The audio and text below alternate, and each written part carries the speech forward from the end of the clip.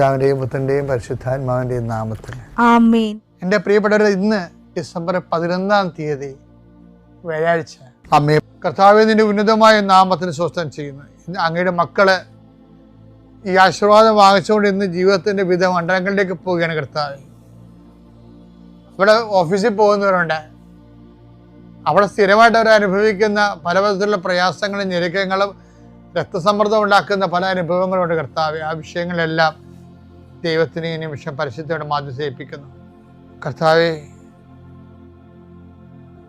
ദൂരദേശങ്ങളിൽ താമസിക്കുന്നവരെ, അവരുടെ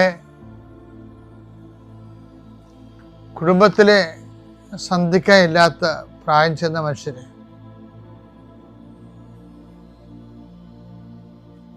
അവരുടെ ന്യായമായ ദുഃഖങ്ങളെ സംബന്ധിച്ച് പ്രാർത്ഥിക്കുന്നു.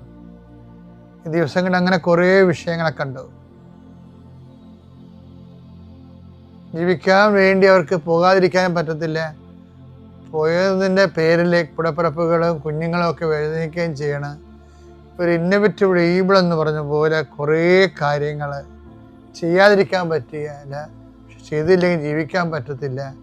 അങ്ങനെ ഒരു വല്ലാത്ത അവസ്ഥയിൽ എല്ലാവരെയും സമർപ്പിച്ച് പ്രാർത്ഥിക്കുന്ന കർത്താവേ, ഈശോ കടകമ്പോളങ്ങൾ നടത്തുന്നവരെ, ചെറിയ ചെറിയ വ്യാപാരങ്ങളിലൂടെ കൃഷി, കന്നുകാലി വളർത്തൽ, വലിയ കാർഷിക കടങ്ങളകപ്പെട്ടിരിക്കുന്നവരെ, മത്സ്യത്തൊഴിലാളി സഹോദരങ്ങളും,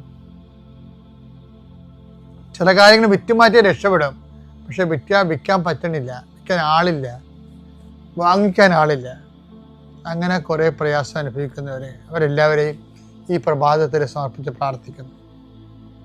കർത്താവിൽ സമാധാനമില്ലാത്ത കുടുംബങ്ങൾ, കർത്താവിൻ്റെ വിശുദ്ധ കുരിശിൻ്റെ അടയാളത്തിനും ആശീർവാദത്തിനും അവർക്ക് സമാധാനം തിരിച്ചു കിട്ടട്ടെ എന്ന് പ്രാർത്ഥിക്കുന്നു. സ്കൂളിൽ പോകുന്ന അധ്യാപകരെ, പഠിക്കാൻ പോകുന്ന കുഞ്ഞുങ്ങൾ, കോളേജിൽ പോകുന്നവരെ, അവിടെ എല്ലാവർക്കും ചെയ്തു തീർക്കേണ്ട ഉത്തരവാദിത്തങ്ങൾ പരിശുദ്ധ ദേവമാതാവിനെ ഞാൻ ആ വിഷയം സമർപ്പിച്ച് പ്രാർത്ഥിക്കുന്നു. ഇന്ന് ബാങ്കിൽ പോകുന്നവരെ, അതുപോലെ തന്നെ ഓരോരോ ആവശ്യങ്ങൾക്കായി ദൈവതിരുസന്നിധിയിലെ ഇതുവരെ വെച്ചിരിക്കുന്ന മുഴുവൻ പ്രാർത്ഥനകൾ, ഇന്നുവരെ ചില കാര്യങ്ങൾ നീക്കുപോക്കില്ലാത്ത വിഷയങ്ങൾക്കെല്ലാം ഈ കർത്താവിൻ്റെ ആശീർവാദത്താലെ ഈശോ മിശിഹായുടെ ഉന്നതമായ നാമത്തിൽ പ്രാർത്ഥനയുടെ ശക്തിയാൽ നിങ്ങൾക്ക് നീക്കുപോക്കുണ്ടാകണം പ്രാർത്ഥിക്കുന്നു. തടസ്സപ്പെട്ട് കിടക്കുന്ന കാര്യങ്ങൾ ചെയ്യാൻ പറ്റാതെ ചെയ്യണമെന്ന് ആഗ്രഹിച്ചിട്ട് മാറ്റി വെച്ചിട്ട് ചെയ്യാതെ നീണ്ടു പോകുന്ന കാര്യങ്ങളുടെ മേലെ കർത്താവിൻ്റെ കരുണ, വിശുദ്ധ രക്തം തളിക്കപ്പെട്ട് പ്രാർത്ഥിക്കുന്നു.